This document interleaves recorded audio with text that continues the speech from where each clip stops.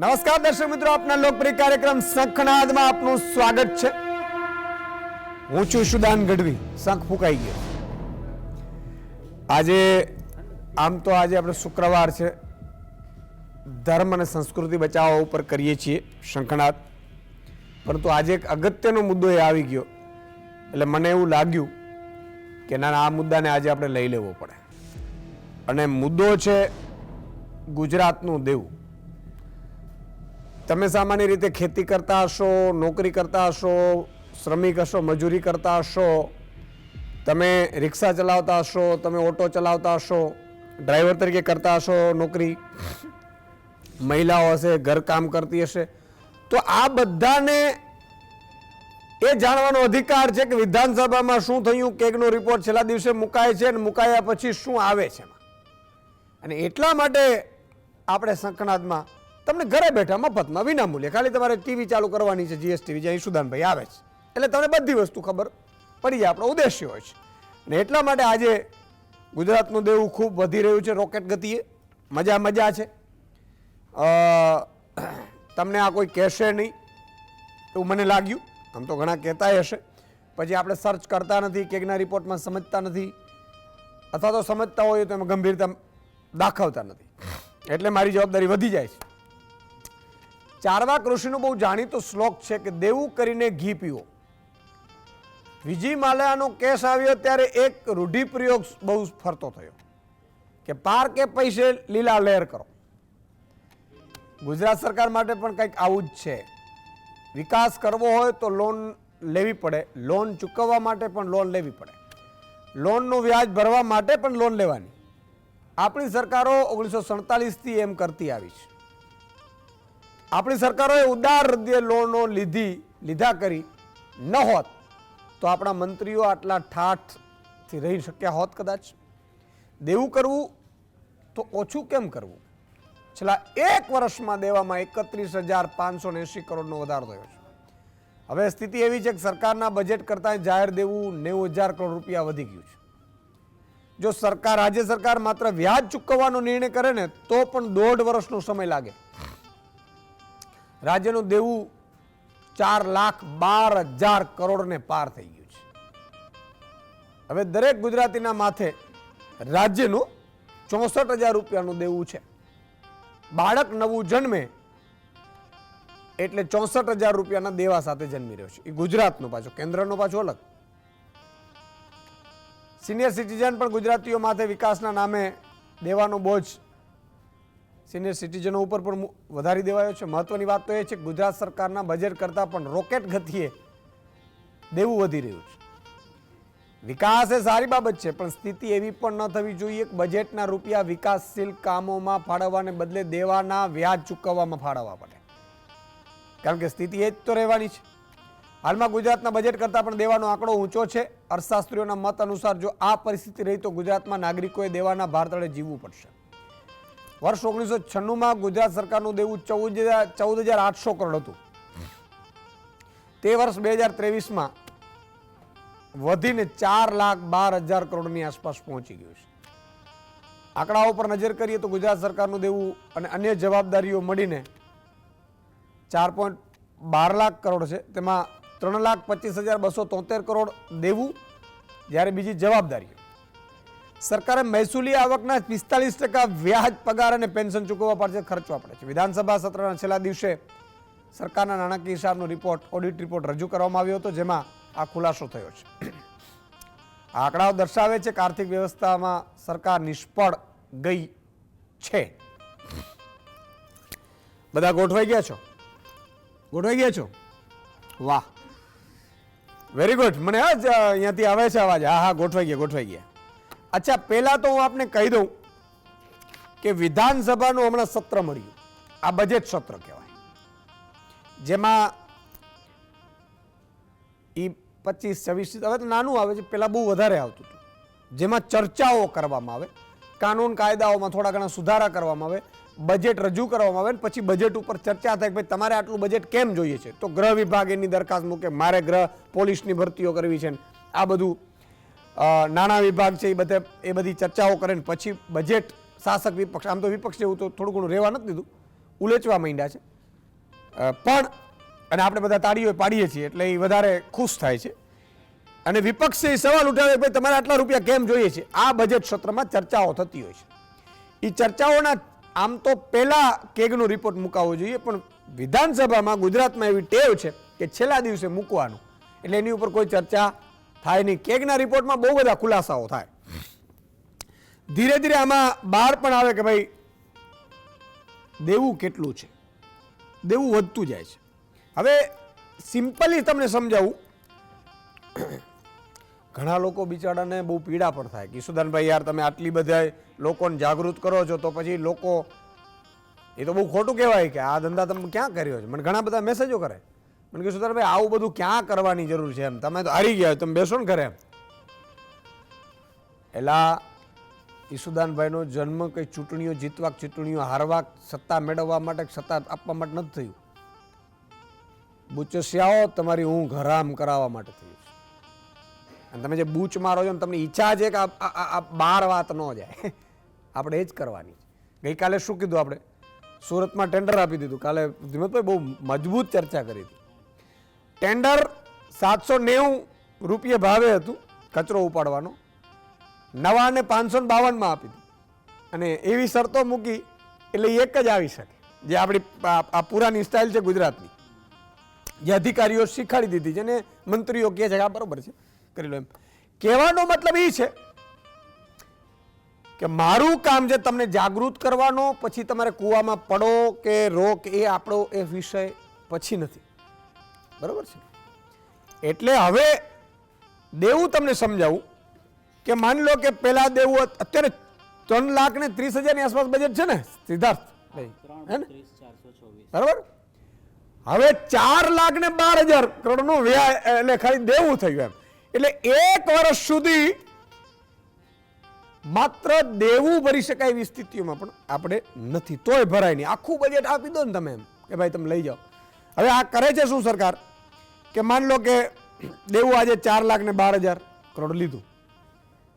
હવે એનો વ્યાજ કેટલું થાય ખબર છે? મજાની વાત છે. એમ 25,353 કરોડની આસપાસ વ્યાજ થશે. એટલે પછી શું કરશે? એ 25,353 કરોડ વ્યાજ ચૂકવવા માટે પાછી લોન લેશે. એટલી 30,000 કરોડની આપો અમને. એમ કે પેલા રીંગણા લઉં 2-4 તક લે ને 10-12. દલા તરવાડીની એક વાત છે ખબર છે? દલા તરવાડી છે એ રીંગણાના પોતાનો એટલે ખેતર હોય છે, એ રસ્તા પરથી જાય છે. એ રીંગણીમાં બહુ સારા રીંગણા લાગ્યા હતા. પછી એ પૂછે, એમ પોતાને જ પૂછે, રીંગણા લઉં 2-4, પછી પોતે જ પૂછે લે ને 10-12, પાછા 10-12 રાખી લે. આવો ઘાટ અત્યારે ગુજરાતમાં થઈ રહ્યો છે. આ બધા હેલિકોપ્ટરો પ્લેનો ઉડે છે ને તમારા મારા પૈસે જે મજા કરો, એટલે એ પણ તમને ખબર પડવી જોઈએ. અને હમણાં ચૂંટણીઓ આવશે એટલે મત માંગવા આવશે. એક હમણાં સારો એક જોક્સ મેં જોયો કે ચૂંટણીઓ આવે ને એ કે ચૂંટણીઓ 2 ચરણમાં છે. પેલા ઈ તમારા ચરણમાં આવશે અને પછી તમારે એના ચરણમાં જવાનું છે. મજા છે. હવે મને ચિંતા એ વિષય છે મિત્રો કે પેટ્રોલ ઉપર આવક છે ગુજરાતની 12,000 કરોડ ટેક્સની, ડીઝલ ઉપર 26,682 કરોડની, સીએનજી 382 ને પીએનજી 126. હવે માન લો કે 25,000 કરોડ રૂપિયા આપણે વ્યાજ ચૂકવી, જો આ લોકોએ દેવું ના કરત ને તો ડીઝલ 26,600 કરોડ આપણે ચૂકવીએ છીએ એ સંપૂર્ણપણે ફ્રી થઈ શકે ડીઝલ. હવે એના ઉપર તો કેટલું વેચ છે? આઈ થિંક ઘણું બધું છે. બીજી વાત કે 1200 કરોડમાં એમ્સ બની છે ભાઈ ધીમતભાઈ, 1200 કરોડમાં જ બની છે ને રાજકોટમાં, હે ને? થોડું ઘણું આંકડામાં આમ તો હોય તો કદાચ બની ગયું અને બીજા 200 કરોડ વધી ગયા હોય તો બની શકે. માન લો 1200 કરોડમાં એક એમ્સ બને છે, તો આ દેવું ના કરત તો 25,353 કરોડમાં કેટલી એમ્સ બની શકત? વડોદરા અને રાજકોટ ઝઘડતા હતા, ખબર જ તમને. આમ લાવો એમ્સ, આમ લાવો, તો વડોદરા વાળાને એક આપી દેત, એક નર્મદા વાળાને આપી દેત, એક કચ્છ વાળાને આપી દેત, એક દ્વારકા વાળાને આપી દેત, એક સોમનાથ વાળા, તોય બચત. બોલો, તોય રૂપિયા જાત નહીં. આ તમારા મારા ટેક્સના પૈસા છે અને આપણે તકલીફ ત્યાં નથી પડતી. અત્યારે આપણે પ્રચાર કરતા હોઈએ કે આ મહીસો કરીને ફરીએ છીએ, કાલે તમને એમ કે ભાઈ તમારે આ દેવુંમાં તમારા ઉપર છે જે દેવું છે ગુજરાતીઓ ઉપર એ કાલે તમારે ચૂકવી દેવાનો છે તો પીડા થઈ જાય, કાર્યકર્તા મટી જાય તરત કે હું નથી ભાઈ. પણ આ તમામ મુદ્દા ઉપર ચર્ચા કરવા માટે એ પેલા આપણે સવાલ લઈ લઈએ, પછી ભૂલી જાઓ સવાલ લઈ લઈએ. પછી મહાનુભાવો જોડાઈ ગયા છે. ગુજરાતનો કયો વિસ્તાર કાનમ પ્રદેશ તરીકે જાણીતો છે? એ છોટાઉદેપુર, બી ભરૂચ, સી બનાસકાંઠા, ડી વલસાડ. તમારો જવાબ 70 16 31 13 12 ઉપર વોટ્સઅપ કરો. ગામ અને તમારું નામ ખાસ લખજો, છેલ્લે હું બોલીશ. બરાબર છે? હવે આના ઉપર ચર્ચા કરવા માટે આપણી સાથે 4 મહાનુભાવો જોડાય છે. ધીમંતભાઈ પુરોહિત છે, વરિષ્ઠ પત્રકાર છે, રાજકીય વિશ્લેષક પણ છે. સિદ્ધાર્થભાઈ ભટ્ટ છે, અર્થશાસ્ત્રી છે. હિમાંશુભાઈ ભાયાણી બિઝનેસ જર્નલિસ્ટ છે. અને પલ્લવીબેન આચાર્ય ચાર્ટર્ડ એકાઉન્ટ એટલે સીએ છે. બરાબર છે? અર્થશાસ્ત્રી પણ છે. હવે શરૂઆત સિદ્ધાર્થભાઈ તમારાથી કરી લઈએ. ચાણક્ય, તો કેટલું દેવું છે, કેટલું દેવાનું વ્યાજ છે અને બધું શું આમ તમને લાગે બધું મીઠું મીઠું છે?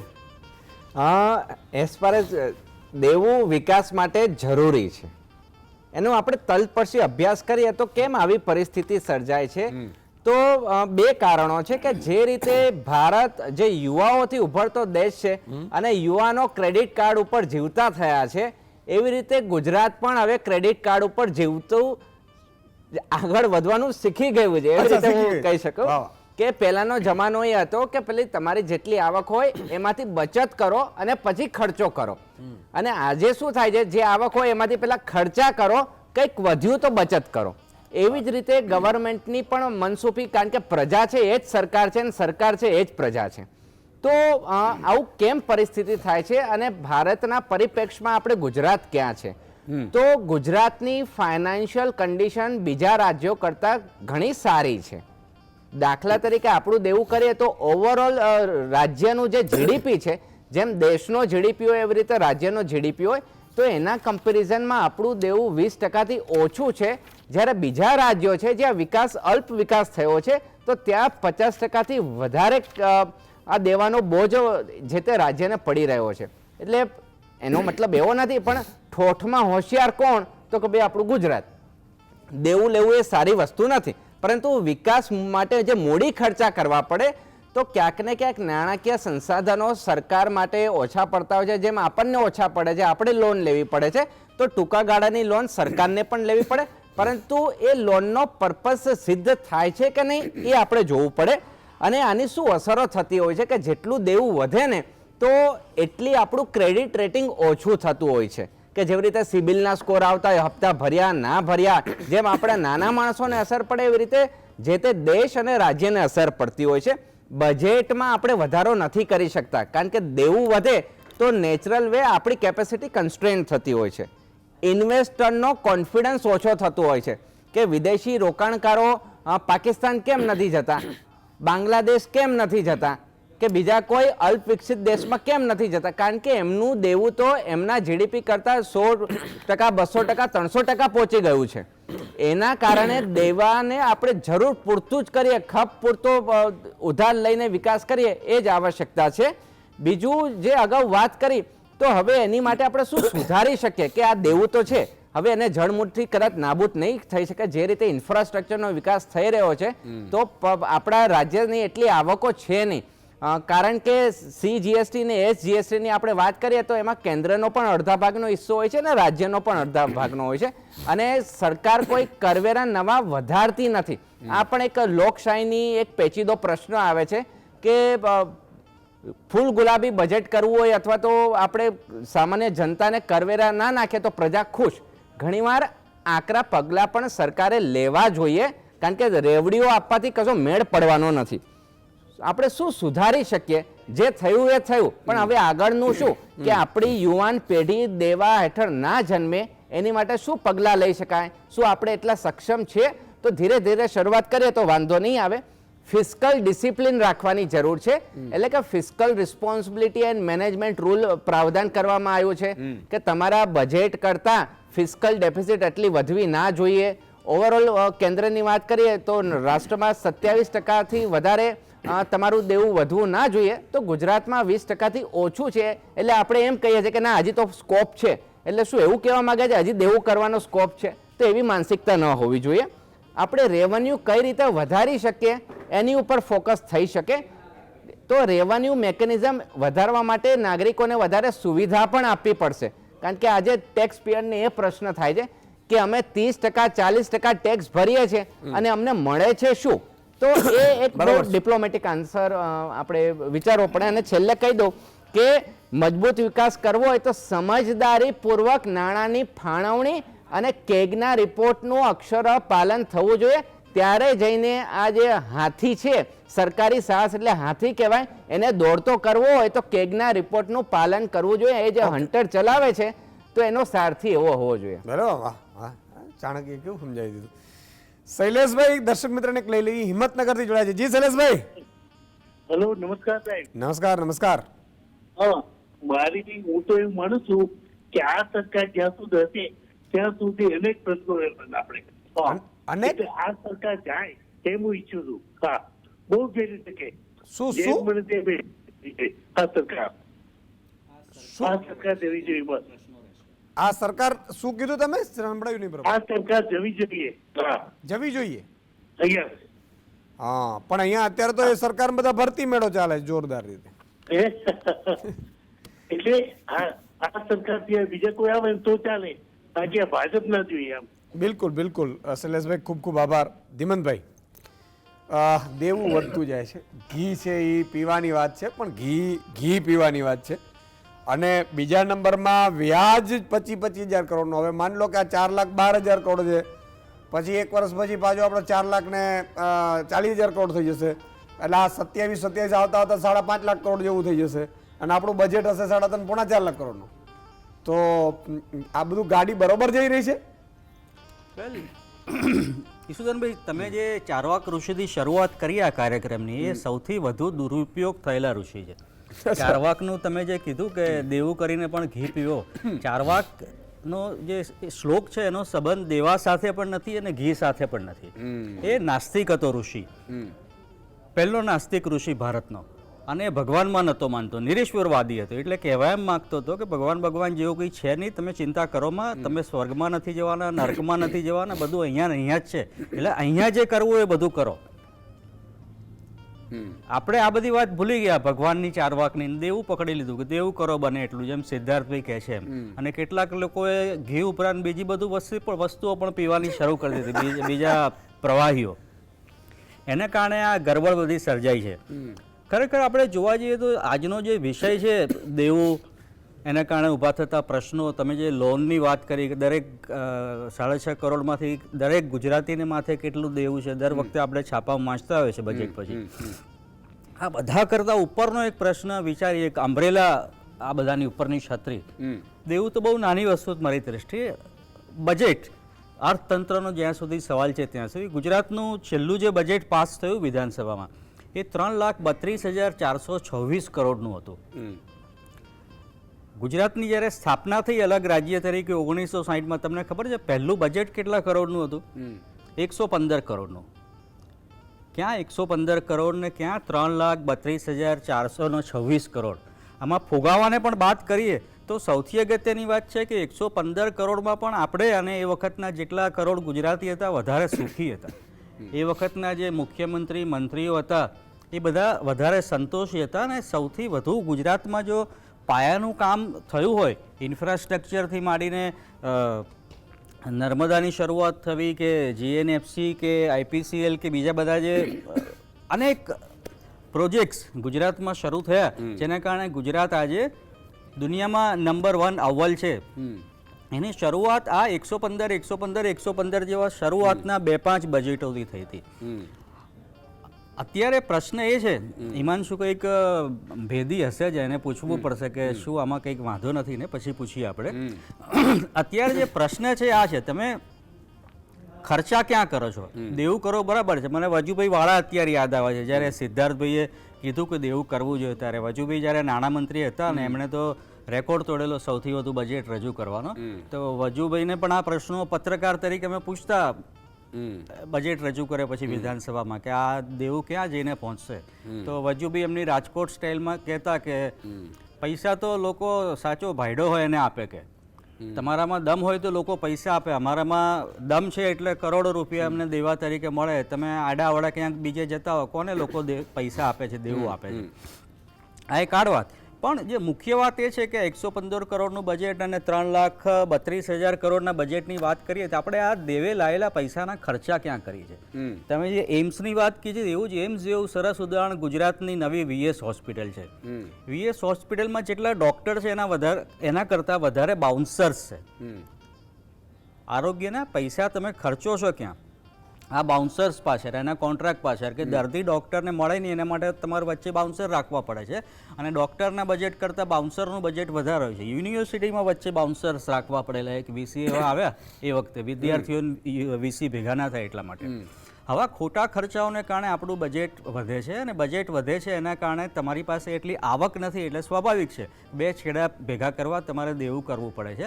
અને એ આખું એક વિશિયસ સર્કલ છે જેને આઈસબોલ કહીએ. આઈસબોલ ઉપર હિમાલયની ટોચેથી પડે ને નીચે આવતા આવતા મોટો કિલોમીટરો લાંબી એક હિમશિલા થઈ જાય. એમ જેમ તમે દેવું કરો એનું વ્યાજ વધે, વ્યાજ ચૂકવવા માટે પાછું તમારે દેવું કરવું પડે. તમને પૈસા આપવા માટે તો કેન્દ્ર સરકાર, બીજી એજન્સી અને દુનિયાભરની એજન્સીઓ તૈયાર છે, કારણ કે એમને આ પણ એક ધંધો છે ઉધાર પૈસા આપવાનો. તમે જુઓ આ ઉધાર પૈસાને કારણે પાકિસ્તાનની આજે કેવી હાલત થઈ છે ચીનના પૈસાથી. આ ઉધાર પૈસાને કારણે શ્રીલંકાની કેવી હાલત થઈ છે ચીનની લોનથી. પાકિસ્તાન આખું ગીરવે મૂકાઈ ગયેલું છે. અને સિદ્ધાર્થભાઈ જે અમેરિકાની વાત કરે છે કે ત્યાં ક્રેડિટ કાર્ડ કલ્ચર છે, અને ભારતમાં હવે ધીરે ધીરે ક્રેડિટ કાર્ડ કલ્ચર આવ્યું છે. પણ ક્રેડિટ કાર્ડ કલ્ચરને કારણે અમેરિકા કેવા ખાડામાં પડ્યું છે એ કોઈ અમેરિકન ઇકોનોમિસ્ટને કે ત્યાંના કોઈ ચાર્ટર્ડ એકાઉન્ટન્ટના બેન જેવા જઈને પૂછજો.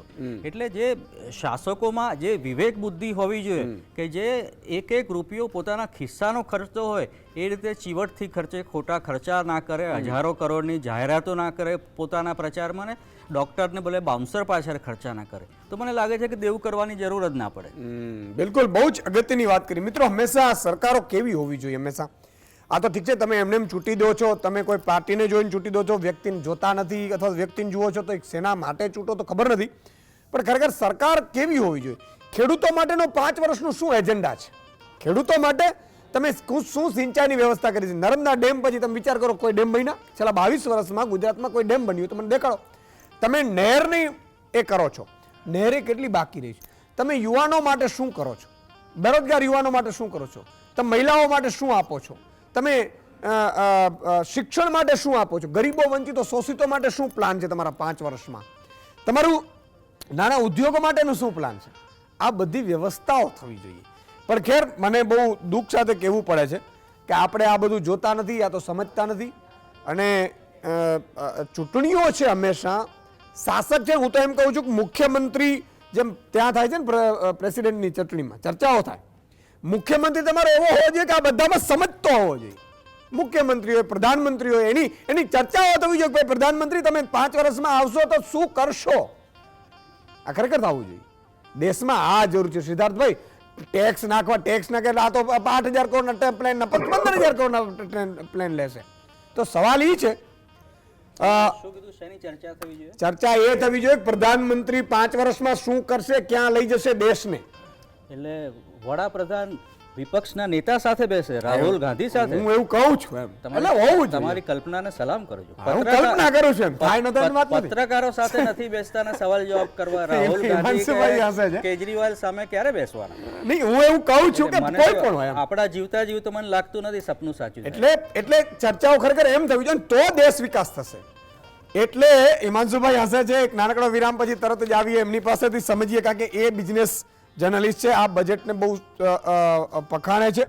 વિરામ બાદ આવીએ છીએ. મેં કીધું એમ કે આ બધી અમેરિકામાં આવી રીતે ચર્ચાઓ થાય છે. માનો કે ટ્રમ્પ અને પેલા બેન શું હિલેરી બેન ને હતા ક્લિન્ટનને, તો બાઇડન ને ટ્રમ્પ ચર્ચાઓ કરતા હતા દેશને ક્યાં લઈ જશું, કઈ રીતે કરશું, વિદેશ નીતિ શું હશે, વિદેશ નીતિમાં કેવી રીતે રહેશે. આપણે શું છે ખબર છે? હમણાં બધા નીકળશે, બધી પાર્ટીઓને ખેસ પહેરી આપી દેજો, આપણો મામો ઊભો હોય, પછી મામો જલસા મારે કોન્ટ્રાક્ટ લઈ જશે. વિરામ બાદ આવું છું.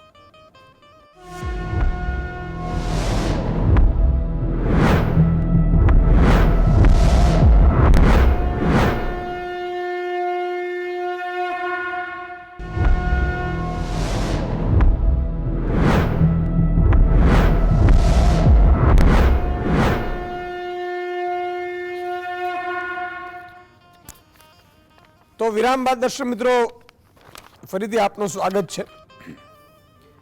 હંમેશા દેશ અથવા રાજ્યને આગળ વધારવું હોય તો સારા લોકો જેમ આઈએસ આઈપીએસ છે બહુ કેટલી એક્ઝામો પાસ કરીને આવતા હોય ધીમંતભાઈ, પણ એના બોસ એને કોઈ પરીક્ષાની જરૂર નથી પડતી. એક જોક્સ છે કે દીકરો 10માં નાપાસ થયો અને એક એનો પાડોશી હતો એને 94% આવ્યા 12માં, આ 10માં. પછી 12માં એને પાછા 93-94% આવે છે, ડોક્ટર બની જાય છે, એમબીબીએસ બને છે, એમબીબીએસ પછી એમડી બને છે, એમડી બનીને પછી એ વિચારો લગ્ન કરે છે, લગ્ન કરીને પાછો આવ્યો તો આ આરોગ્ય મંત્રી થઈને બેઠો હતો, મજા કરે. કેમ છો ભાઈ? 10 પાસ નપાસ. કહેવાનો મતલબ એ છે કે આપણા જો તમે યથા પ્રજા તથા રાજા, તમે જેવા ચૂંટશો ને એવા તમને મળશે, મજા આવશે. હિમાંશુભાઈ તમારી પાસે આવવા માંગુ છું. દેવું વધતું જાય છે અને જબરજસ્ત રીતે વધતું જાય છે અને હજી એમ કે છે કે ભાઈ આ તો કાંઈ નથી, એમ બીજા રાજ્યો કરતા તો આપણે ખૂબ સારું છે. હું એક તમે વાત કરી કે બજેટ અને એના વખાણ, બેઝિકલી હું એક આઈડિયાલિસ્ટિક વાત પેલા રજૂ કરી દઉં એક ડિસ્ક્લેમર તરીકે કે હું એક પણ બજેટના વખાણ એટલે નથી કરી શકતો કે એમાં હું બહુ મહત્વનો જે પાસું છે એ દેણું જોઉં છું. પેલા જે પ્રવક્તા હતા એમની વાત મેં સાંભળી, પછી ધીમનભાઈની વાત સાંભળી. ધીમનભાઈએ જે વાત કરી એ મુદ્દો મહત્વનો એ છે સમજવાનો કે ખર્ચો ક્યાં થઈ રહ્યો છે. હેલ્થકેર સિસ્ટમમાં હેલ્થકેર ઉપરાંત જો તમારે બાઉન્સર્સ ઉપર ખર્ચા કરવા પડતા હોય, થર્ડ પાર્ટીના લોકો એટલે પક્ષના લોકો જે ખેસ પહેરીને બેઠા છે સત્તામાં જે લોકો છે ને એને એમ કે ભાઈ એનું મળી રહે રોજે રોજનું, આવા થર્ડ પાર્ટી કોન્ટ્રાક્ટ્સમાં બાઉન્સર્સ ને આવું બધું રાખવું પડતું હોય તો ઈ ખર્ચો તમારે કાપવો પડે. હવે આનું તમને એક ક્લાસિક એક્ઝામ્પલ તમને આ બજેટમાં જે ગુજરાતનું બજેટ છે એમાં બહુ એક તમને ઘરના બજેટ સાથે સરખાવીને આપું છું. 3,32,000 કરોડ 465 3,32,465 કરોડનું ટોટલ ગુજરાતનું બજેટ છે. આમાં જે દેણું છે ઈ કમ્પોનન્ટ છે 23.53%, એટલે 78,000 કરોડ, એટલે 78 મલ્ટીપ્લાય બાય 4 કરો એટલું બજેટ છે, એટલે 25% ઓલમોસ્ટ તમે દેવું લ્યો છો. હવે એની જે પેમેન્ટની પ્રક્રિયા છે, ડેટ પેમેન્ટની જે પ્રક્રિયા છે, એટલે રૂપિયો આવશે ક્યાંથી, એમાં આ 78,000 કરોડ જે છે ઈ આ 3,32,000 કરોડનું જે બજેટ છે ગુજરાત રાજ્યનું આ વખતનું, એમાં 78,000 કરોડ દેણામાંથી આવશે.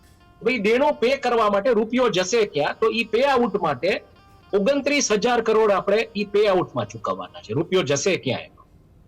અને આ બેનો તમે જો આ ટોટલ આંકડો મારશો એટલે લગભગ તમને કહું કેટલો થાય છે, આમ તમે જોવા જાવ તો 1,07,000 કરોડ, એટલે દેણું લીધું ને દેણું જે ચૂકવવાનું છે એની જે કિંમત છે 1,07,000 કરોડ. નોન સ્કીમ એક્સપેન્ડિચર જે છે એટલે જે ગવર્મેન્ટના જે ખર્ચાઓ છે કે જે કાંઈ છે એ 83,000 કરોડ રૂપિયા છે. એટલે તમે 83,000 કરોડના એક્સપેન્ડિચરમાં જો ક્યાંક કાબુ લઈ આવો ને તો તમારે 78,000 કરોડનું દેણું ના થાય. અને બીજું જે છે એ લોન્સ એન્ડ એડવાન્સીસ તમે જે પે કરો છો એટલે 1.17%, એટલે 3,000 ઓલમોસ્ટ 4,000 કરોડ, એટલે 4,000 કરોડ ઈ 78 ક્યાં એટલે 82 ને તમે જે ડેટ પે આઉટ કરો છો એ બીજું 30, એટલે તમે વિચાર કરો અને એની સામે તમારો એક્સપેન્ડિચર જે છે એ 83,000 કરોડ છે. જેમ તમે વાત કરી કે પગાર ચૂકવવામાં 45% રૂપિયા વયા જાય છે, મને તમે એ સમજાવો ગીગાવોટ ને આવી બધી બહુ મોટી મોટી વાતો આવે છે સોલાર ઇન્સ્ટોલેશનની ને, તમામ ગવર્મેન્ટ ઓફિસીસમાં સોલાર કેમ આજ સુધી ઇન્સ્ટોલ નથી થઈ?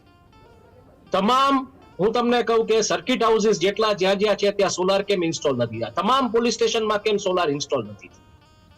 તમારે જો એક્સપેન્ડિચર જ કટ કરવો છે, તમારી અમુક વ્યવસ્થાઓ છે એ તમારે 24 કલાક ચલાવવી પડે છે, પણ બાકીની વ્યવસ્થાઓ તમે 24 કલાક નથી ચલાવતા, તો એમાં ક્યાં તમે કટ કોસ્ટ કરો છો?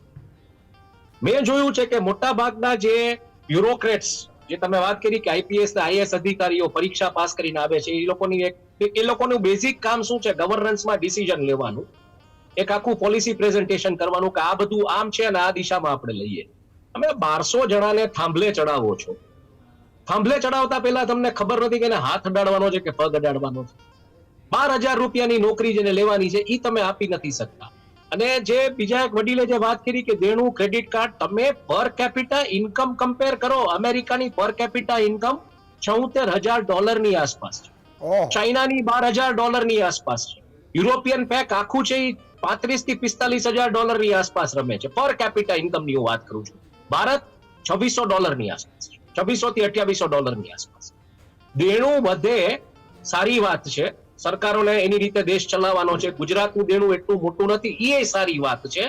પણ દેણું વધે તો સામે તમે જોબ ક્રિએશનમાં એવડું તમે ઇન્ફ્રાસ્ટ્રક્ચરમાં જે પૈસા નાખો, જોબ ક્રિએશન આજે ક્યાં થઈ રહ્યું છે?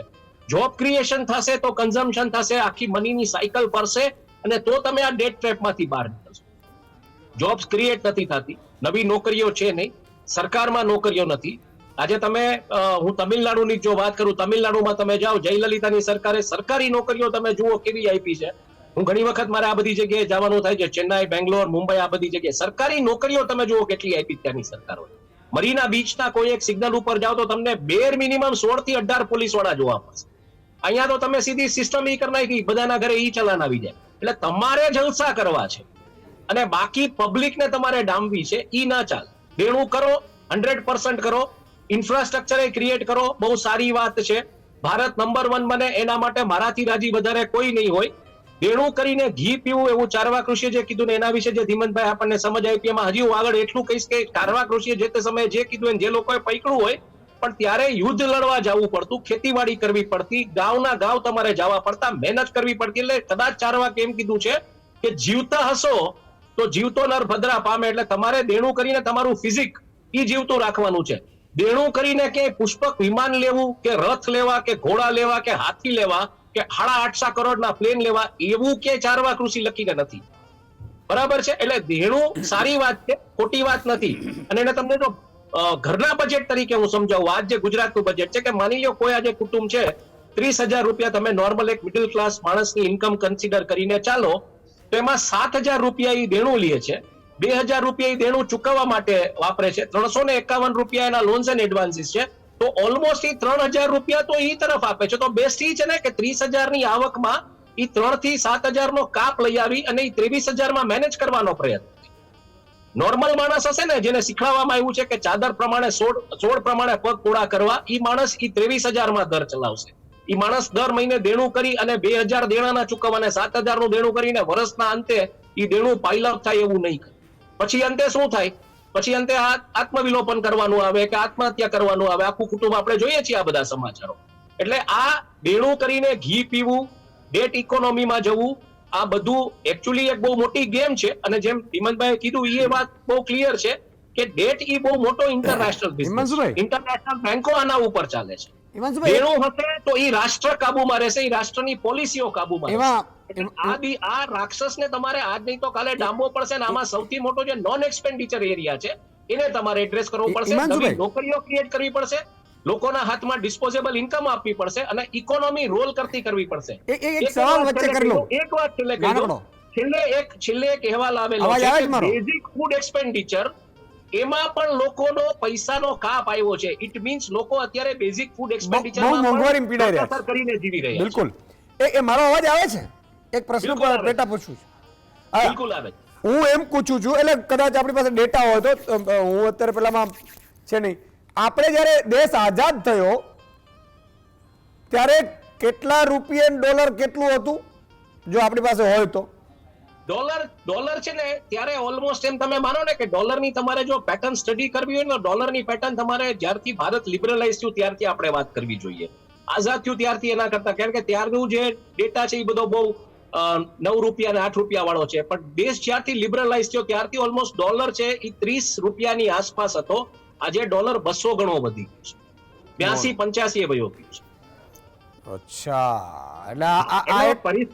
એટલે પરિસ્થિતિ આ તમે સમજો એક બહુ મોટી જે આ મિથ એક બહુ મોટી રીતે પર્કોલેટ કરવામાં આવી છે કે દેણું કરીને જીવો, ક્રેડિટ કાર્ડ ઉપર જીવો, એટલે પછી મરવાનો વારો આવે. બરોબર છે.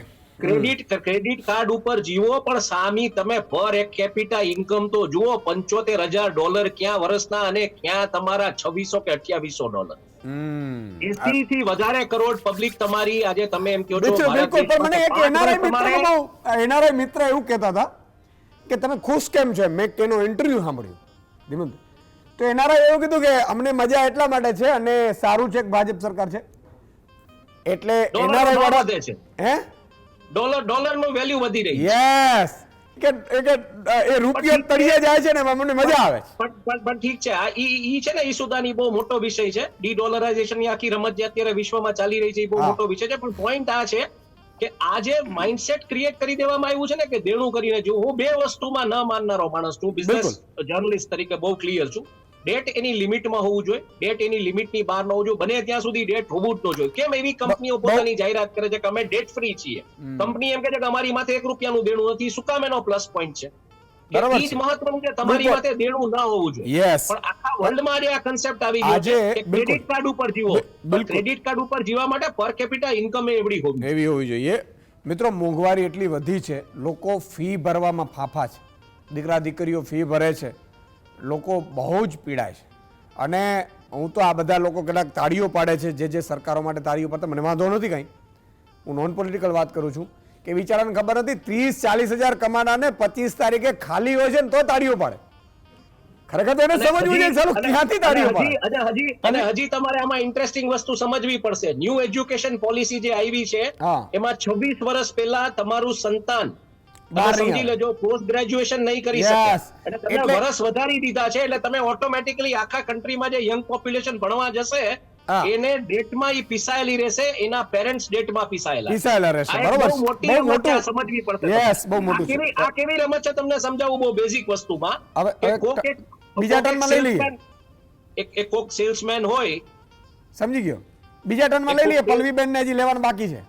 પ્લીઝ. હા, તમને હિમાંશુભાઈએ જે વાત કરીને તમે જે સવાલ પૂછ્યો ડોલરની કિંમત વાળો બહુ ઇન્ટરેસ્ટિંગ ઉદાહરણ આપો. ડોલર કરતાં પણ તમને ખ્યાલ છે પાઉન્ડ વધારે મોંઘો છે, હા, બરાબર ને? આઝાદી પહેલા જ્યારે બ્રિટિશ રાજ હતું આપણે ત્યાં એક 2.5 રૂપિયાની નોટ નીકળી હતી. 1 રૂપિયાની, 2 રૂપિયાની કે 5 રૂપિયાની, 2.5 રૂપિયાની નોટ. 2.5 રૂપિયાની નોટ બ્રિટિશ સરકારે એટલા માટે કાઢેલી કે એ વખતે 1 પાઉન્ડ બરાબર 2.5 રૂપિયા હતા. બોલો. ચિલ્લર આપવી ના પડે એટલા માટે 2.5 રૂપિયાની નોટ જ આપતા હતા. હા, એટલે 1 પાઉન્ડ થઈ જાય. એટલે અને તમે વિચારો અત્યારે લગભગ 94, અત્યારે 95 છે. Pound 94-95 Yes. ઉપર પહોંચ્યો છે Yes, 2.5 પલ્લવીબેન. રૂપિયામાંથી. જી, કઈ રીતે જોશો?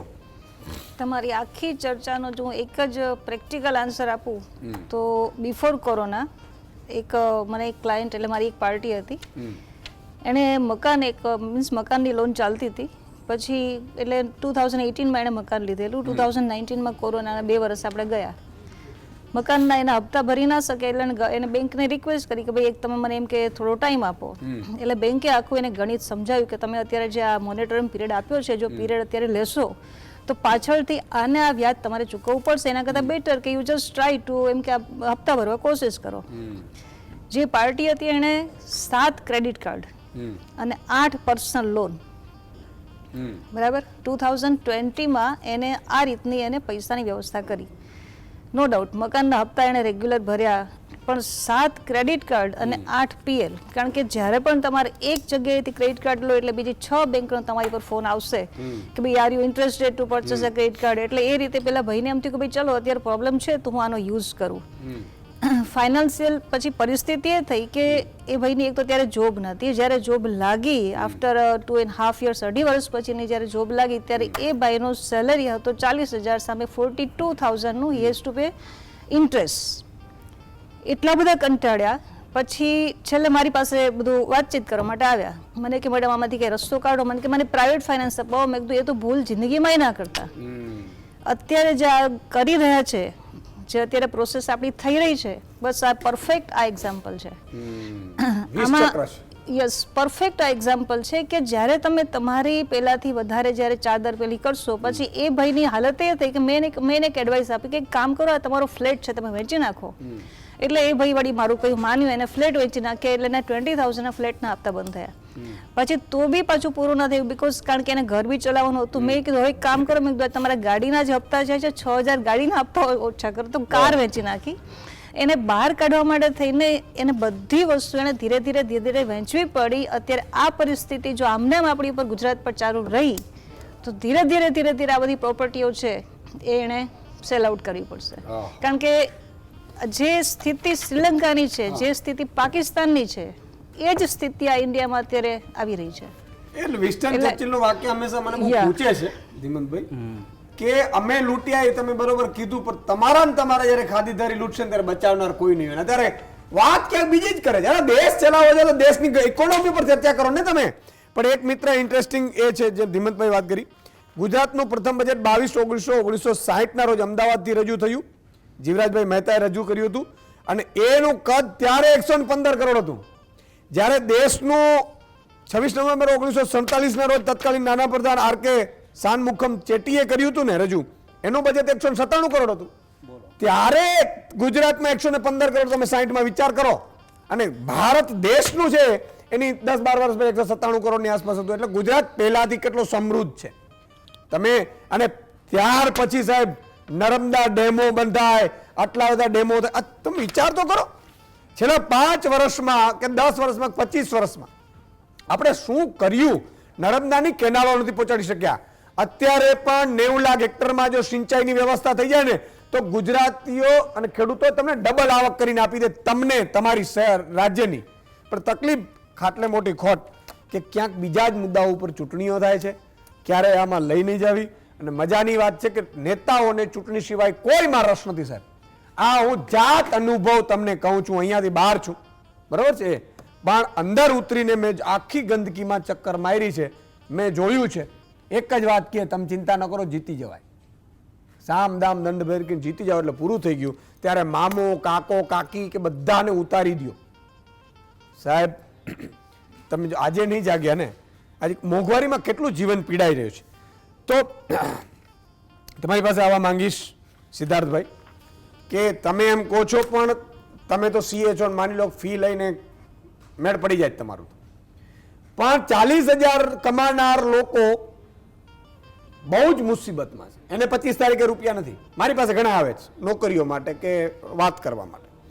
એનાથી મોટી વાત પતિ પત્ની 2 જણા નોકરી કરતા હોય, એની બિચારાને એ જ ખબર નથી કે આ 2 જણા નોકરી હું કામ આપણે કરવી માંડે છે. કારણ કે કોઈક એના રાજા અથવા તો એનો રાજના ચલાવનારાઓ અબજો રૂપિયા ક્યાંક બીજા વાપરે પ્લેનોમાં. ત્રીજી વસ્તુ કે આરોગ્ય ફ્રી હોવું જોઈએ. તમે અમેરિકાની વાત કરી, અમેરિકા તમે વિદેશોમાં તમે જો શિક્ષણ તમારો 21-20 વર્ષ સુધી ટોપ ક્લાસ શિક્ષણ તમારો દીકરો લઈને આવે તો ફ્રી હોય છે. એ તો છે નહીં તમારે. તો મોંઘવારીમાં જીવવું કેમ? અને છતાંય દેવું કરે. માન લો 25,000 કરોડ રૂપિયા તો વ્યાજ ભરવામાં થાય તો 10 વર્ષ પછી ગુજરાતની હાલત શું થશે? તમારી વાત સાચી છે કે આઝાદી વખતે ફોન લેજો દર્શક મિત્રોના. એક હતું કે આધી રોટી ખાएंगे દેશ કો બચાएंगे. તો ક્યાંક ને ક્યાંક જો આ ટ્રેન્ડ ચાલતો રહેશે તો પરિસ્થિતિ તો કપરી જ છે આવનારા સમયમાં. પરંતુ ચેતતા નર સદા સુખી. અને આ દેવું વધવાના જે કારણો છે તો એ એક તો મંદીનો માહોલ ચાલ્યો, કોરોના ચાલ્યો એટલે સરકારે વધારે ફંડ ઇન્ફ્યુઝ કરવું પડ્યું હતું. નોટબંધી એ માનવ સર્જિત આપત્તિ હતી, કોરોના એ કુદરતી આપત્તિ હતી, અને 2008માં સબપ્રાઇમ ક્રાઇસિસ આવ્યા તો એ વૈશ્વિક ગ્લોબલ મંદીની અસરો ક્યાંક ને ક્યાંક દેશ અને રાજ્ય ઉપર પડતી હોય છે. પરંતુ એ વાત પણ હકીકત છે, બધા તજજ્ઞો અહીંયા છે, એટલે છેલ્લા 20-25 વર્ષથી ગુજરાતની તિજોરી તળિયા ઝાટક થઈ ગઈ છે, એવી જ આપણા ભારત દેશની તિજોરી પણ તળિયા ઝાટક થઈ રહી છે. એટલે જે અલ્પ વિકસિત પ્રદેશો હોય અથવા તો આપણા વિસ્તાર હોય તો એને વેગવંતા બનાવવા માટે ક્યાંક ને ક્યાંક લાંબા ગાળાના ખર્ચા કરવા પડતા હોય છે. આપણે સામાન્ય ઘરનું ઉદાહરણ લઈએ કે મહિને 15-20 હજારનો રોજબરોજનો ખર્ચો હોય, કરિયાણાનો હોય તો એ આપણે પહોંચી વળતા હોઈએ. પરંતુ મારે મોટર ગાડી લેવી છે અથવા તો મોટું નવું ઘર લેવું છે તો એટલા પૈસા મારી જોડે ન હોય. એટલે હું શું કરું, મારી જેટલી આવક હોય એનાથી 7 ગણી લોન હું લઈ શકું, જેથી કરીને એના ટુકડે ટુકડે હપ્તા આવે તો 25 વર્ષ સુધી ચાલે. તો એ જ કન્સેપ્ટ ઉપર રાજ્ય અથવા તો દેશનું અર્થતંત્ર ચાલતું હોય છે. પરંતુ આપણે ત્યાં વસ્તી વધારો પણ એક ઇસ્યુ તો છે જ. એના કારણે લોકોને વિકાસ કાર્યની વિકાસલક્ષી યોજનાઓ પહોંચાડવા માટે પણ સરકારે એક્સ્ટ્રા બર્ડન લેવું પડતું હોય છે. તો એનો મતલબ એવો પણ નથી કે પ્રાદેશિક કક્ષાએ ફાઇનાન્શિયલ ડિસિપ્લિન આવે તો વધારે સારું કહેવાય. કારણ કે પુરોહિત સાહેબ અહીંયા છે, હિમાંશુભાઈ છે, તો બધા એગ્રી થશે. વચ્ચે એક ચાલ્યું હતું કે પાલિકાઓ નગરપાલિકાઓનો ભંડોળ ખૂટી ગયું છે ને નાદારી નોંધવાના આરે આવી છે. તો આ શું ઇન્ડિકેટ કરી રહ્યું છે કે શું આપણી ગ્રાસરૂટ લેવલે પાલિકાઓ એટલી સક્ષમ નથી રહી કે સેલ્ફ રેવન્યુ જનરેટ કરી શકે? એ રાજ્ય ઉપર ડિપેન્ડ થાય, રાજ્ય દેશ ઉપર ડિપેન્ડ થાય અને દેશ વિદેશી સંસ્થાઓ ઉપર ડિપેન્ડ થાય. તો આ જે સાયકલ છે ને તો એનો એક જ સોલ્યુશન છે, પાયાના સ્તરે માળખાકીય સુવિધાઓ ઉપલબ્ધ થાય અને બિલકુલ પાયાના એ વાત તો છે જ.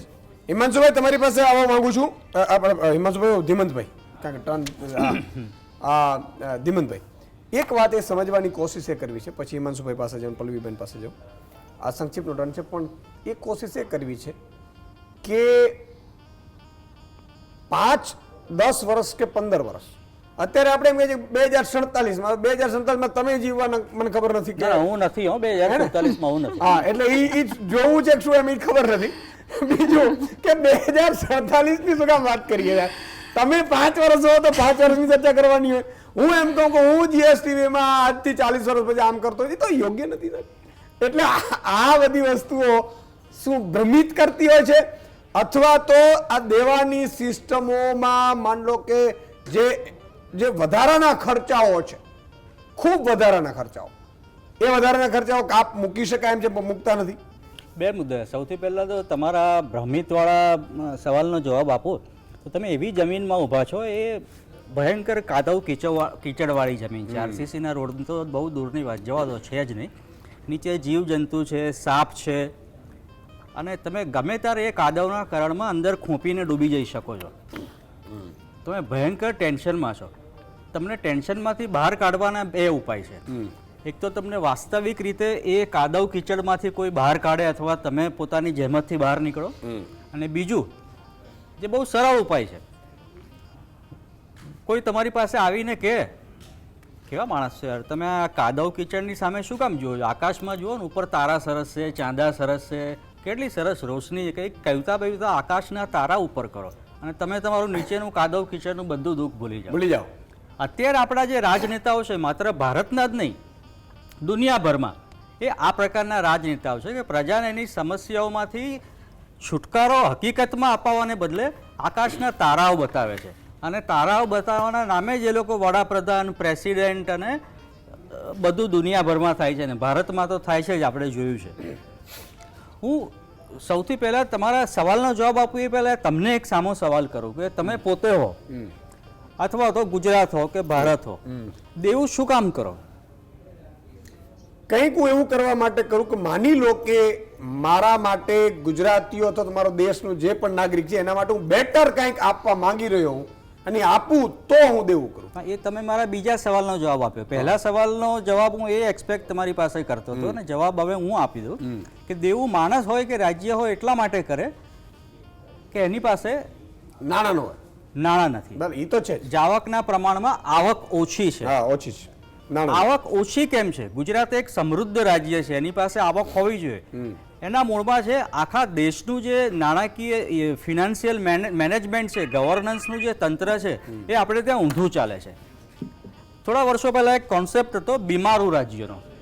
એ બીમારું રાજ્ય ઓફિશિયલ ટર્મ હતી, સરકારી ડોક્યુમેન્ટ્સમાં આવતી હતી. આઈએએસ, આઈપીએસ અને પ્રધાનો પણ એ બીમારું ટર્મનો ઉપયોગ કરતા હતા. બીમારું એટલે શું? બિહાર, મધ્યપ્રદેશ, રાજસ્થાન અને યુપી, આ 4 એવા રાજ્યો હતા કે સરકાર ઓફિશિયલી કેન્દ્રમાં અને રાજ્યોમાં એને બીમાર માનતી હતી, અને એને બીમારીમાંથી સાજા કરવા માટે જે થવું જોઈએ એ કલ્યાણ રાજ્યમાં કલ્યાણ માટે કરવા પ્રયત્નો કરતી હતી. કરોડો રૂપિયાની, અબજો રૂપિયા આ બીમારને બીમારીમાંથી સાજા કરવા માટે અત્યાર સુધી ખર્ચાય, છતાં હજી સુધી બીમારીમાંથી સાજા થયા છે કે કેમ એ મોટો પ્રશ્ન છે. અને એના ચક્કરમાં જે સાજા હતા એ ઘણા બીમાર થઈ ગયા છે.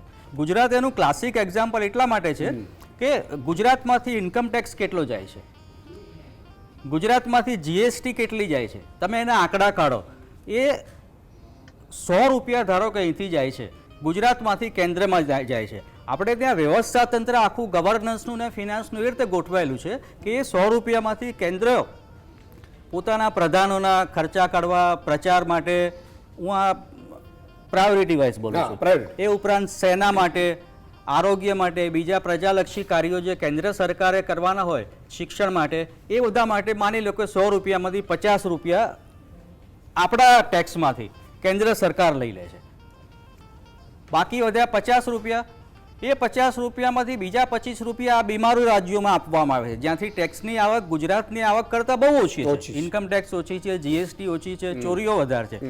મહેરબાની કરીને આ રાજ્યના નિવાસીઓ જો ગુજરાતમાં એ લોકો આને અધરવાઇઝ કે ખોટી રીતે ના લેતા, આ બહુ જાણીતું એક્ઝામ્પલ છે એટલે મેં રાજ્યના નામ સાથે હિંમતથી આપ્યું છે. જે રાજ્યમાંથી 25 રૂપિયા આવક નથી થતી એ રાજ્યને 25 રૂપિયા ગુજરાતના ખિસ્સામાંથી કાઢીને આપવામાં આવે છે. અને ગુજરાત જાણે 100 રૂપિયા ટેક્સ ભર્યો છે, ઇન્કમ ટેક્સ અને જીએસટી પ્લસ પ્લસ પ્લસ બધું થઈને ઢોસો ખાવા જોઈએ એમાંથી પણ 5% જીએસટી કપાય છે મારો. એ ગુજરાત જેણે 100 રૂપિયા આપ્યા છે એને પાછા કેટલા મળે છે? 25 રૂપિયા કરતાં બી ઓછા પાછા મળે. જો એક્ઝેક્ટ આંકડો નથી પણ હું તમને ઉદાહરણ રૂપે આપું, તમે ગૂગલ કરીને જોશો તો તમને આઘાત લાગશે કે 100 રૂપિયા મેં ટેક્સ આપ્યો અને એમાંથી મને પાછા કેટલા મળે છે? 15 રૂપિયા, 25 રૂપિયા. ગુજરાત જેવા સમૃદ્ધ રાજ્ય દેવું કરવાની કોઈ જરૂર જ ના પડે. જો 100 માંથી 100 કે 50 પણ જો એને પાછા મળે તો. પણ ભારતના બીજા કેટલાક રાજ્યો છે જેને કલ્યાણ રાજ્યની ભાવનાથી કેન્દ્ર સરકારે પૈસા આપવા પડે છે અનાજ માટે. 140 માંથી 80 કરોડ કરતા વધારે તો તમે મફત અનાજ આપો છો. કોને અનાજ આપો છો, ક્યાં જાઓ છો, મને કઈ ખબર નથી પડતી. હવે આને કારણે ગુજરાત જેવા સમૃદ્ધ રાજ્યો, મહારાષ્ટ્ર જેવા સમૃદ્ધ રાજ્યો છે, દક્ષિણના ઘણા સમૃદ્ધ રાજ્યો છે, એ લોકોએ દેવું કરવું પડે. જો આ 20 ચક્રમાંથી કોઈ બહાર કાઢી આપે સારા અર્થશાસ્ત્રી તો મને નથી લાગતું દેવું કરવું પડે કે વ્યાજ પણ ચૂકવવું પડે. હિમાંશુભાઈ 2 મિનિટ. જી એટલે હિમંતભાઈ જે વાત કરી બહુ વ્યવસ્થિત છે કે ભાઈ ગુજરાત જો સમૃદ્ધ રાજ્ય છે તો દેવું કેમ કરવું પડે છે. બીમારું રાજ્યોની જે વાત કરી, જે કમ્પેરિઝન આપી, કોર વસ્તુ હજી તમારે જે સમજવી પડશે, જે વાત મારી લાસ્ટ ટાઈમ અધૂરી રહી ગઈ છે કે અત્યારે તો હજી પરિસ્થિતિ તમે આમ સમજો વાંધો આવે એવી નથી. કન્ઝમ્પશનની સ્ટોરી ડાઉન છે. હમણાં છેલ્લે એક અહેવાલ આવ્યો કે બેઝિક ફૂડ કન્ઝમ્પશનમાં પણ લોકોએ કાપ મૂક્યો છે. એટલે તમે વિચાર કરો કયા પ્રકારની ગંભીર પરિસ્થિતિ છે. ઓહો. એક બાજુ આજે આપણે એવા માહોલમાં છીએ કે જામનગર ઉપર ઓલમોસ્ટ બધા જ મીડિયા આપણને ક્રેશ કોર્સ કરાવી દીધો છે. જામનગર શું છે અને એમાં શું થઈ રહ્યું છે. 2500 ડિશિસ, આટલો જાહો જલાલી વાળો ખર્ચો. બીજી તરફ એક પ્રજા જે છે એ આખી પીડાઈ રહી છે, પોતાના બેઝિક ફૂડ કોસ્ટ ઉપર પણ એક પ્રકારનો કાપ લાવી રહી છે. હવે આ પરિસ્થિતિ અત્યારે હજી ઘણી સારી છે. 80 કરોડ લોકોને સરકાર સસ્તું મફત અનાજ આપવાની વાત કરે છે 5 વર્ષ. એક આખી જનરેશન એવી અત્યારે આવી રહી છે જેની પાસે પેન્શન નહીં હોય, જેની પાસે એક ચોક્કસ વર્ષો પછી નોકરી લઈ હોય. અત્યારે આ બધું સસ્ટેન એટલે થઈ ગયું કે આ જે જનરેશન હતી એમાં એમના માતા પિતા જે હતા પેન્શનર હતા, એમનો સપોર્ટ હતો, એટલે પેન્શનમાં ઘરો ચાલી ગયા 10-20 વર્ષ. ઓલા લોકોએ થોડી બચત કરીને એ બધું ચાલ્યું અને હવે આ રૂપિયા બધા ડમ્પ થવા માંડ્યા છે જમીનોમાં, ઊંચા ભાવની જમીનોમાં, સોનામાં, ઊંચા ભાવના સોનામાં, ઊંચા ભાવના સ્ટોક માર્કેટમાં. તમને ક્લાસિક એક્ઝામ્પલ આપું, યસ બેંક જેવી તે બેંક છે એનો ઓલ ટાઈમ પીક 440 નો શેરનો ભાવ હતો, અત્યારે 26 રૂપિયા છે અને છતાંય અત્યારે 88x PE ઉપર ટ્રેલ કરે છે. 88x PE એટલે તમે 26 ને 88 થી ડિવાઈડ કરો એટલે એનો ભાવ 30 પૈસા છે. હવે આ માર્કેટ ક્રેશ થાય તો શું થાય? એ જ પરિસ્થિતિ અત્યારે ક્રિપ્ટોકરન્સીમાં એમાં જે નાણાં લાગેલા, આ બધા નાણાં ફસાઈ ગયા છે. આ જે આખી કે પરિસ્થિતિ હવે ઊભી થવા જઈ રહી છે ને બીજા 10-15 વર્ષની અંદર, એ આના કરતા પણ ભયંકર છે. અને આને સરકાર કેમ પહોંચી વળશે? સરકારે નોકરીઓ, સરકારથી મોટું અત્યારે કોઈ કમાતું નથી. મોટામાં મોટી કંપની રિલાયન્સ ઇન્ડસ્ટ્રીઝનું વાર્ષિક ટર્નઓવર 10 લાખ કરોડ, 9.80 લાખ કરોડ એનું વાર્ષિક ટર્નઓવર. એનો નફો બેંકના વ્યાજના દરની જેમ 6.5%, એટલે 65,000 કરોડ. ભારત સરકારનું જીએસટી નું કલેક્શન વર્ષનું 18 લાખ કરોડ. એટલે સરકારે જ નોકરીઓ આપવી પડશે. આ તમે સમજો, સરકાર જે કહી રહી છે ને કે નોકરીઓ સેલ્ફ એમ્પ્લોય થઈ જવા, તે નહીં ચાલે. આગામી વર્ષોમાં બહુ ભયાનક પરિસ્થિતિ ઊભી થવા જઈ રહી છે. દેણું આ છે એના કરતા બહુ ખરાબ પરિસ્થિતિ થશે અને એમાં સરકારોએ જ નોકરી આપવી પડશે. પણ આમાં તો સરકારે સ્પેન્ડિંગ કરવું પડશે તો પ્રાઇવેટમાં જશે. તમે એક તરફ શું કર્યું, કોર્પોરેટને ટેક્સેશનની રિયાયત આપી દીધી. એટલે બહુ ઇન્ટરેસ્ટિંગ હવે આપણે જોવાનું છે કે SBI જે આખું લિસ્ટ જે છે આપે છે, જે ઓલા ઇલેક્ટોરલ બોન્ડમાં કોણે રૂપિયા આપ્યા 6 તારીખે ECI ને આપે, ECI નું 13 તારીખે બહાર આવે તો ખ્યાલ આવે. આ જે બધું થયું છે ને, આખી જે ગોબાજાડી થઈ ને આખી ફિનાન્શિયલ વર્લ્ડમાં, એ બહુ ખતરનાક. બિલકુલ. સંક્ષિપ્તમાં પલ્લવીબેન. જી, ગવર્મેન્ટ જે એક્સપેન્ડિચર કરી રહી છે એકચ્યુઅલી કેપિટલ એક્સપેન્ડિચર છે અને ગવર્મેન્ટ એવું ઈચ્છે છે કે ભાઈ આજે અમે અત્યારે જે મીન્સ કે જે પરમેનન્ટ ઇન્વેસ્ટમેન્ટ કહીએ એ મને એ સમજ નથી પડતી કે સપોઝ 2047નું ટાર્ગેટ લઈ અને ગવર્મેન્ટ અત્યારે જે પણ ડેમ, બ્રિજ કે જે પણ ઇન્વેસ્ટમેન્ટ કરે છે, હવે એમાં અત્યારે જો એટલી નોકરીઓ સર્જાય કે જેથી કરીને યંગ જનરેશન, જે હું અત્યારે જોઈ રહી છું, ગઈકાલે હું એક જગ્યાએ કોન્વોકેશનમાં ગયેલી, લગભગ 432 mechanical engineer, electrical engineer, there are so many students, young generation જે બધા બહાર પડ્યા. ગઈકાલે એનું કોન્વોકેશન હતું. આટલા જણાને, આટલા બધા સ્ટુડન્ટને AICTI ના અંતે એને કેટલું ભણેલા, હાઈલી ક્વોલિફાઈડ, એને જોબ કોણ આપશે? આ પહેલી વસ્તુ. જો ગવર્મેન્ટ આટલું બધું કેપિટલ ઇન્વેસ્ટમેન્ટ કર્યું છે તો આ જે યંગ જનરેશન છે એને જોબ કેમ નથી મળતી? આ ફર્સ્ટ ક્વેશ્ચન. સેકન્ડ, કે અત્યારે જે લોન લઈ લઈને જે કેપિટલ એક્સપેન્ડિચર કરે છે, ઇન્વેસ્ટમેન્ટ કરે છે, આપણી ભાષામાં કહીએ તો ગવર્મેન્ટ જે ઇન્વેસ્ટમેન્ટ કરે છે તો એનું રિટર્ન મળશે ત્યારે પરિસ્થિતિ એ થઈ હશે કે ડેટ એટલું બધું વધી ગયું હશે કે એને કોઈ રીતે લોન લઈને પણ પહોંચાશે નહીં. અને ત્યારે જે પરિસ્થિતિ થશે ઇન્ડિયાની, કદાચ હું તો હોઈશ જ નહીં, ગેરંટેડ ના હોઉં, પણ ત્યારે જે ઇન્ડિયાની પરિસ્થિતિ થશે એટલી ખતરનાક થશે કે એટલીસ્ટ મને એ વિચાર આવે કે મારો જે દીકરો છે જે અત્યારે હજી 21 વર્ષનો છે તો એ ભવિષ્યમાં શું કરશે? This is fact. બહુ જ અને વાત સાચી છે. ઈસુદાન એક વાત કરી દઉં. જી. ચાઇનાની જે પરિસ્થિતિ અત્યારે થઈ છે, ચાઇના જે ડાઉનગ્રેડ થયું છે, સોવરિન રેટિંગ એના ડાઉનગ્રેડ થયા છે, એમાં મૂળભૂત રીતે ચાઇનાની ગવર્મેન્ટે ત્યાં ઇન્ફ્રાસ્ટ્રક્ચર અપગ્રેડેશનમાં ભયંકર રૂપિયા રોક્યા, એનું પછી એક્સપોઝર રિયલ એસ્ટેટમાં થયું. આ જ બધા ઓલામાંથી અત્યારે ભારત પસાર થઈ રહ્યું છે. ભારતે પણ ઇન્ફ્રાસ્ટ્રક્ચર અપગ્રેડેશનમાં એમાં ભયંકર રૂપિયા રોક્યા છે. અને આની એક દલીલ એવી આવે છે કે ભારત જ્યારે સ્વતંત્ર થયું ત્યારે વોટરવેઝ નો પ્રોજેક્ટ છે એ 10,000 કરોડનો હતો, પણ ત્યારે એ પૈસા નહોતા એટલે એ પ્રોજેક્ટ ના કર્યો તો આજે કદાચ તમને ઇન્ફ્રાસ્ટ્રક્ચરનો બેનિફિટ મળે. બિલકુલ. એટલે આજે તમારે આ કરવો જરૂરી છે, પણ આ કર્યા પછી હવે આગામી પેઢી આ ઉપયોગ કરી શકશે ને એમાંથી તમે રેવન્યુ જનરેટ કરી શકશો? એ બહુ મોટો પ્રશ્ન છે. બહુ જ સાચી વાત કરી. ચાર મહાનુભાવ, ધીમંતભાઈ, સિદ્ધાર્થભાઈ, હિમાંશુભાઈ અને પલ્લવીબેન, ચારનો ખૂબ ખૂબ આભાર. ચિંતાનો વિષય ઈ છે, સમજો કે અત્યારે તો પેન્શન બંધ કરી દીધું. જો હવે પેન્શન યોજના બંધ કરી છે તોય લોકો ખુશ છે એવું મેં સાંભળ્યું છે. ખેડૂતોને ભાવ નથી મળી રહ્યા તોય પણ ખેડૂતો ખુશ છે એવું મેં સાંભળ્યું છે. બેરોજગાર યુવાનોને મળતું નથી. ઇવન શહેરની પબ્લિકને 2 જણા નોકરી કરે છે ને તોય છેડા નથી ભગતા, છતાં એમ કહે છે કે અમે ખુશ છીએ. સારી વાત છે, આનંદની વાત છે અને એવું જ રહેવું જોઈએ. પણ 2047માં જો આ બધા ફેક્ટર આવ્યા, કીધું કે એક તો અત્યારે તો શું છે, વડીલોની પેન્શન યોજના છે, જે નોકરી કરતા હતા મમ્મી પપ્પા એની પેન્શનથી અત્યારે ઘર ચાલી જાય છે, પણ હવે તો પેન્શન બંધ કરી દીધા છે. તો તમારી મારી હાલત શું થશે 2047માં? તો શું થશે અને દેવું કેટલું હશે? પછી આપણે શું કરીશું? મતલબ આપણે તો હશું નહીં, આપણે ભાવિ પેઢી કરશે શું?